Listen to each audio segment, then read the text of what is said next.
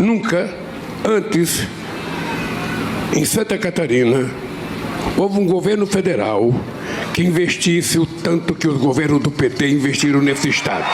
A gratidão te faz crescer e o orgulho te abate.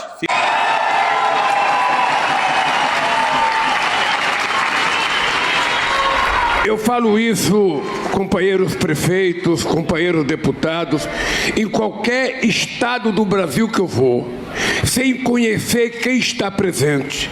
Muitas vezes eu desafio os professores que estão assistindo, os estudantes jornalistas, a saberem se em algum momento houve governo federal que colocou a quantidade de recursos que nós colocamos, tanto Lula 1, Lula 2, Dilma e Lula 3. Duvido.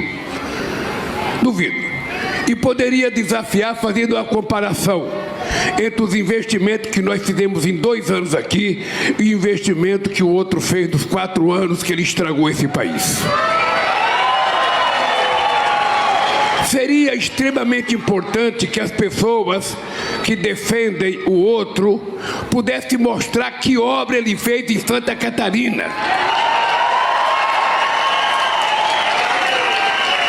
Que rodovia, que ponte, que hidrelétrica ele fez, que estaleiro que ele fez, quantas casas ele fez, quantas creches ele fez, que a gente vai ficar desacreditado, porque a única coisa que foi feita no governo passado foi criar um gabinete do ódio para contar mentira 24 horas por dia durante 4 anos. E foi levar à morte 700 mil pessoas por irresponsabilidade na contratação de vacina, quando a gente poderia ter evitado metade daquelas mortes se a gente tivesse, primeiro, cuidado das vacinas, segundo, não ficar receitando remédio que não servia para nada para combater a Covid-19. Eu precisava dizer isso para vocês, para dizer que nós estamos aqui. Eu queria que vocês lembrassem a frase da companheira Magda, desde 2016, que a nossa querida Petrobras não fazia um contrato para contratar um navio qualquer em algum lugar desse país. E aí eu preciso contar uma pequena história para vocês. Quando eu cheguei na presidência da República em 2003, o Brasil tinha 3 mil trabalhadores trabalhando em estaleiros, porque quase todos os estaleiros brasileiros estavam fechados. Nós resolvemos aceitar um desafio e recuperar a indústria naval brasileira, que na década de 50 tinha sido a 2ª maior indústria naval do mundo. Pois bem, o que nós fizemos aqui? Nós então resolvemos recriar a indústria naval, fizemos vários estaleiros na Bahia, em Pernambuco, no Espírito Santo, no Rio de Janeiro, no Rio Grande do Sul. E o que aconteceu? A gente saiu de 3 mil, chegamos a 86 mil trabalhadores na indústria naval brasileira. E quem trabalha aqui sabe. Depois que nós deixamos a presidência, eles fizeram o golpe contra Dilma, eles começaram a destruir a indústria naval brasileira. E nós hoje ficamos por próximo de 30 mil trabalhadores no Brasil inteiro. Perdemos mais de 50 mil trabalhadores.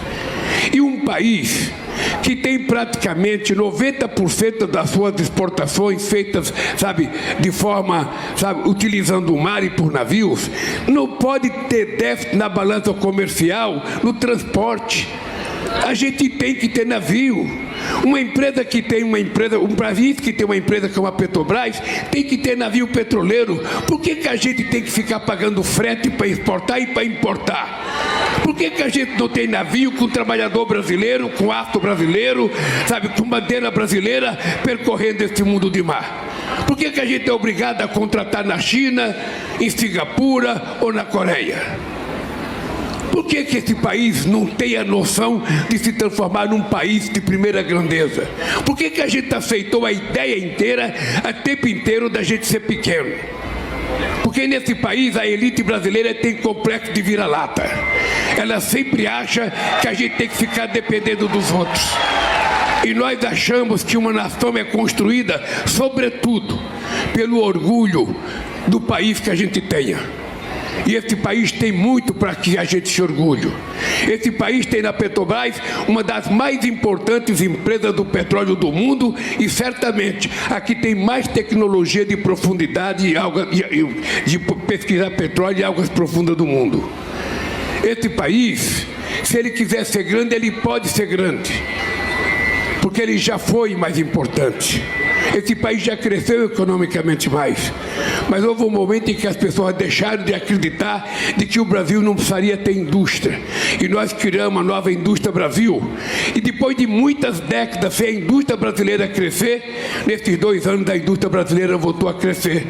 Porque uma nação, ela é composta de indústria, ela é composta de agricultura, ela é composta de transporte marítimo, ela é composta de criação de animais, mas sobretudo uma nação é composta pela qualidade de vida do povo que habita naquela nação. E o que nós queremos para o Brasil é exatamente isso, é elevar o patamar, é elevar o padrão de vida do povo brasileiro. E por isso que é importante vocês terem prestado atenção no que a Haddad falou. Desde que nós deixamos a presidência em 2010, e é importante os empresários não se esquecerem disso, desde que nós deixamos a presidência em 2010, meu caro advogado-geral da União, o Brasil não crescia acima de 3%. O Brasil só voltou a crescer acima de 3% quando nós voltamos à presidência da República. E quando nós voltamos à presidência da República, o BNDES voltou a investir no desenvolvimento desse país. O Banco do Brasil voltou a investir. A Caixa Econômica voltou a investir em habitação. Nós recriamos o programa Minha Casa Minha Vida, que tinha acabado. Nós encontramos 87 mil residências nesse país, começada a ser feita no governo da Dilma, que tinha sido paralisada. Numa irresponsabilidade muito grande num país que tem um déficit habitacional de 7 milhões de casas. Nesse país tinha 3 mil creches paralisadas, começadas a ser feitas no governo.